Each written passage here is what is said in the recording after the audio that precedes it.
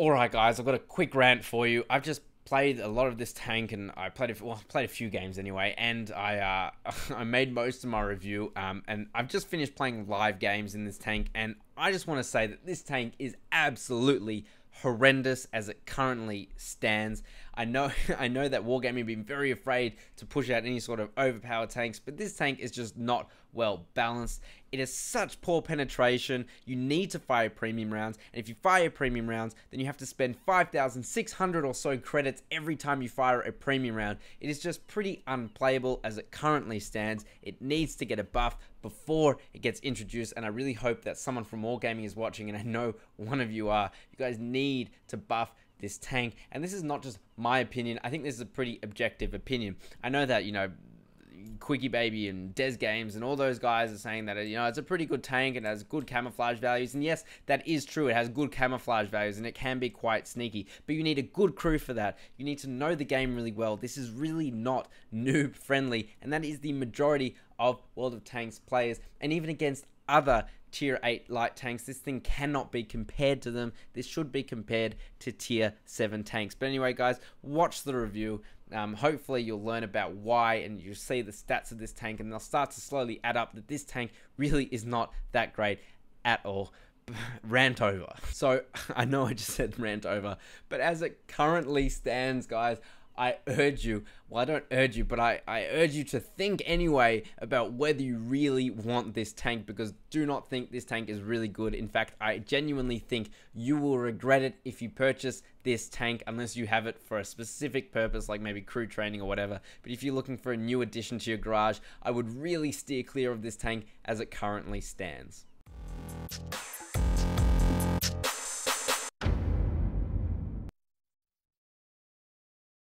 G'day guys, how are you going? Today we are having a look at this brand new tier 8 American light tank, premium light tank that's coming into the patch, I think patch 0.9.21. In fact, it might be out in a couple weeks. I genuinely have no idea when this tank is going to be coming out, but that's alright, I should have done my research.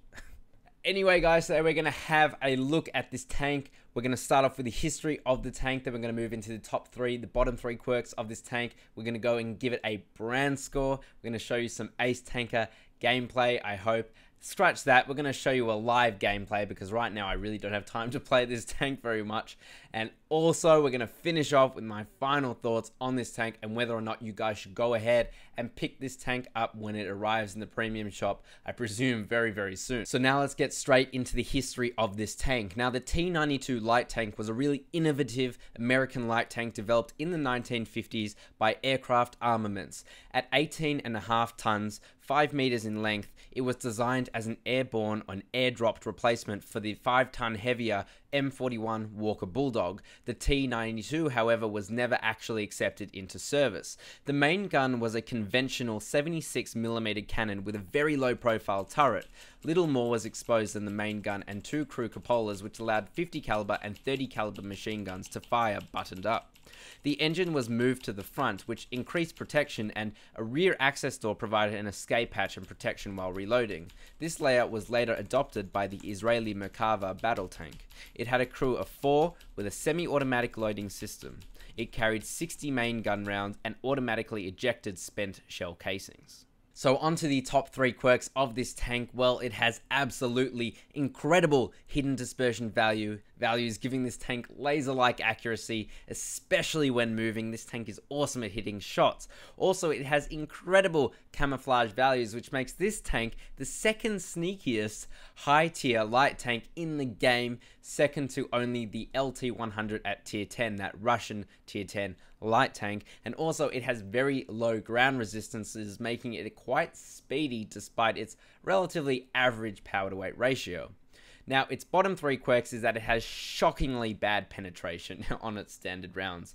And I'll go into that soon as well, guys. Also, the armor can be overmatched by any tank it will ever be able to see, meaning its armor is really quite poor. And also, it is really wide, meaning that it is actually easier to hit than it looks. I know it looks really small, and it is quite small, but it is quite a wide tank as well. So guys, let's get on to the brand score for this tank. So the DPM of this tank is 2000, giving it a 6 out of 10. Now 2000 DPM really isn't that bad. It is on par though with the T91 CMD at tier 7, so that's something to keep in mind. Penetration of this tank, however, is really bad, and that's 175 millimeters, giving it a 5 out of 10. This means that this tank is going to struggle against many of the tier 8, especially heavy tanks. It's not going to be able to do anything to the front of any of the tier 8 heavy tanks. Having said that, it will be able to, I suppose, get through the sides of them and whatnot, but it is going to struggle with that 175 millimeters of penetration, because if the IS at tier 7 struggles, then this tank at tier 8, where it goes up against tier 10 tanks, is really going to struggle. And that doesn't make it any better having premium rounds on this tank, because they only have 210 millimeters of penetration, which can't even penetrate a mouse if it wanted to from the rear. I mean, this tank is going to struggle, and so my prediction is that this tank is going to have a penetration buff in next upcoming patches. That's just my thoughts. Anyway, the gun handling on this tank, of course, is amazing. So the shown dispersion value of this tank is pretty okay at 0.38 meters per, I think, 100, or 0.38 per 100 meters or something like that, giving it a 3 out of 5. While the hidden dispersion value average of this tank is 0.07. That's absolutely absurd. This tank is going to be incredible. Of course, bear in mind, I haven't actually played this tank yet, but this tank is going to be absolutely incredible at being able to snap shots off at enemies, just using that dispersion value average. It really is going to be crazy. The aiming time of this tank is 1.8 seconds. Again, really, really good, and that gives this tank a 9 out of 10. The gun vertical movement of this tank, or the gun depression and gun elevation. Well, the gun depression of this tank is quite interesting. For some reason, I can't move my camera around, so I'm going to go like this way. If you see this kind of hatch right here, you'll see, or if you look at that hatch actually really does impede on the aiming of this tank, but just at that point around the back, on the front of the tank. So you can expect for about, 10 degrees or even less of the tank, you're going to go to 6 degrees of gun depression, as opposed to the 10 degrees all around the rest of the tank. And so for gun depression of this tank at 10 degrees, it gives this tank a 3 out of 5. And the gun elevation of this tank isn't bad at all at 20 degrees, and that gives this tank another 3 out of 5. Now, the survivability of this tank is pretty shocking. Let's go into a armor schematic viewer, and I'll show you exactly why. So having a look at the armor, we can see it is really, really shocking. In fact, it can be overmatched by pretty much anything that it will come across. If an HE shell is shot at this tank, it will almost certainly go through, unless it's a really low caliber. Well, any HE will explode, but the only thing that will ever be able to bounce is if it maybe on this kind of angle and you hit this little plate here, and your gun is less than 95 calibers or whatever you need to be able to get through that. That's really the only exception to the rule. Everything else is going to go straight through this tank like butter. It is absolutely absurd how bad the armor on this tank is. And for that reason, guys, I'm not even going to talk about it anymore. I'm going to give it a 2 out of 10. And the reason I give it a 2 out of 10 is you might be able to get some bounces off these really random spots on the rest of the tank, but otherwise you're not going to be able to get bounces anytime. Now onto the mobility of this tank. So the power to weight ratio of this tank is 20.02 horsepower per ton, giving this tank a 3 out of 5, meaning it's actually really not that fast for a light tank. And also the average traverse speed of this tank is about 52.5 degrees per second, which, although it gives this tank a 5 out of 5, really does not make it the greatest light tank in terms of its mobility. Having said that, its hidden stats for terrain resistances makes this tank really quite fast at accelerating, even though it doesn't have the greatest of power to weight ratios. Now, the view range of this tank as well is 400 meters, giving this tank a 9 out of 10. This tank is absolutely immaculate. I don't think that's the right word, but it has immaculate view range. Let's leave it at that one.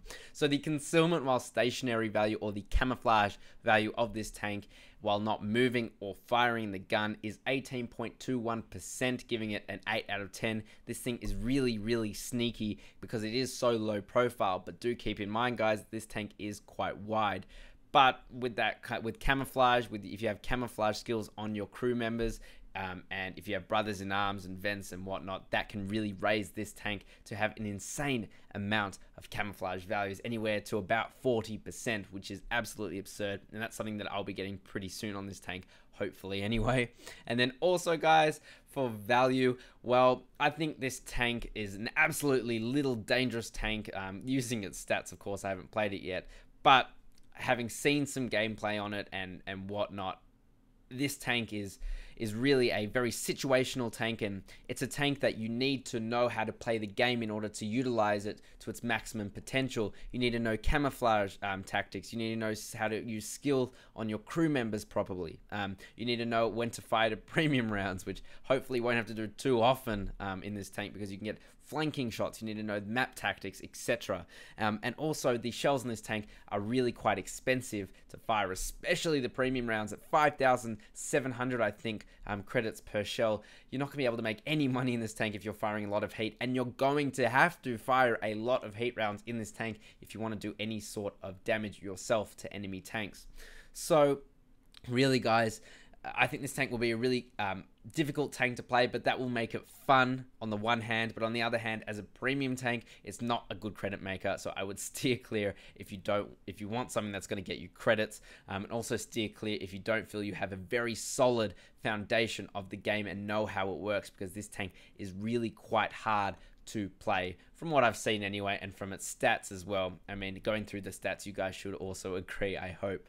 But regardless, because I'm really on the fence with this one, I'm giving this tank a 5 out of 10 for value. I think it's valuable, but objectively speaking, it's not a very valuable tier 8 premium tank.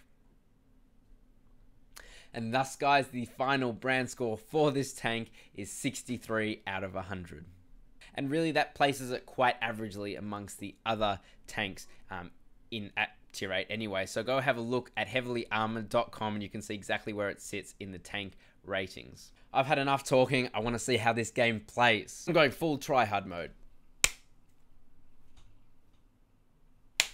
Full tryhard mode activated. Fam, we got this. We're in a good matchup. We got this. We got this. Let me give you my thoughts on this tank. Real talk here. It's kind of shit, but a good workman never blames his tools, so I will try again. We are on fjords. We're on fjords, and we're going to wreck. That's our motto. The reload on this is pretty quick at 4.22 seconds. This will probably wreck tanks if it gets around their flanks. It rhymes. It's pretty speedy. Pretty speedy Gonzalez.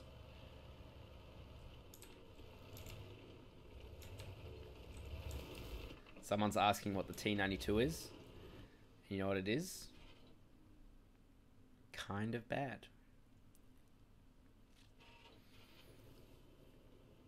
This is going to be the most passive game of your lives. Oh, this guy's checking me out. Oh. Ah. Move. Whoa. Whoa. Well, that's me. that's me pretty much out of the game. I just got wrecked. Just got wrecked. That was my fault. I thought that T94 hit me, but he did not. That was a UDES and an Amex CDA 105.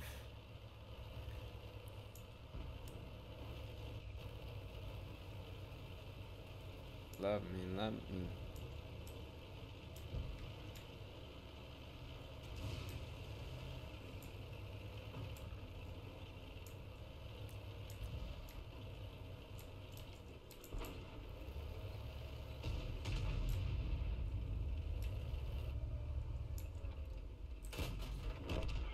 Cool. Cool beans, as they say. Luckily there's no artillery, so I'm not going to get completely blown up.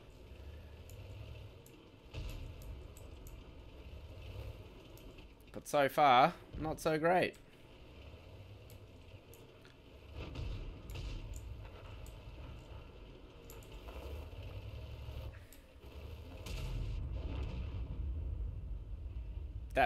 That is pretty great.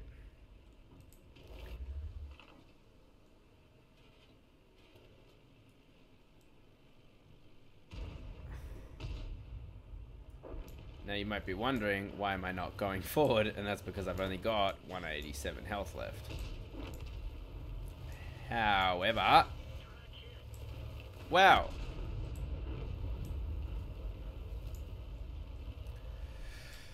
Wow, this is going to be a pretty bad YOLO.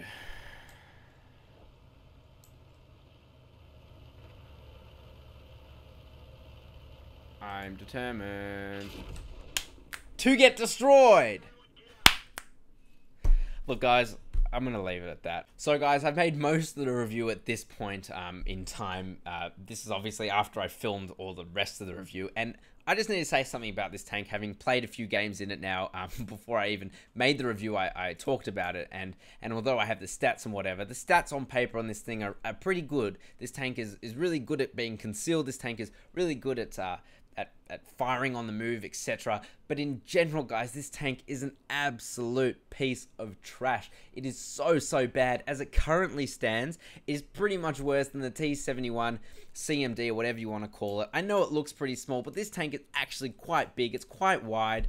I'm out of breath. In general, guys, I think this tank is pretty worthless, and as it currently stands, it's just so bad. I mean, I'm having to bloody play with my fidget spinner because I'm getting so frustrated by this tank that my various disabilities are intensifying. So, guys, what are my final thoughts on this tank? Well, as I said at the beginning of the video, which I just filmed like right now, this tank really is not that great at all. I genuinely think, unless you want it for a specific purpose, do not buy it.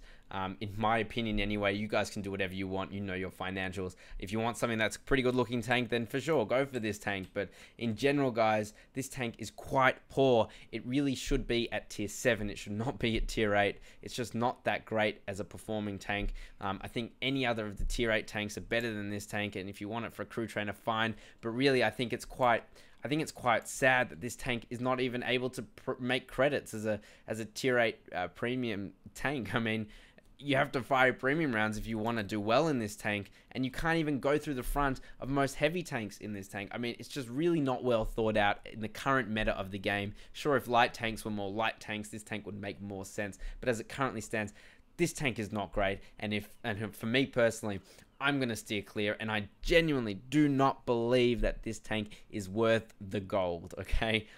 That's just me. But anyway, guys, thank you so very much for watching. If you did enjoy the video, please do consider leaving it a thumbs up. Subscribe if you're new. Comment down below. Maybe you agree with me. I'm sure a lot of you will disagree with me, but that's up to you. I mean, I can't control how you feel. But anyway, I'll catch you next time.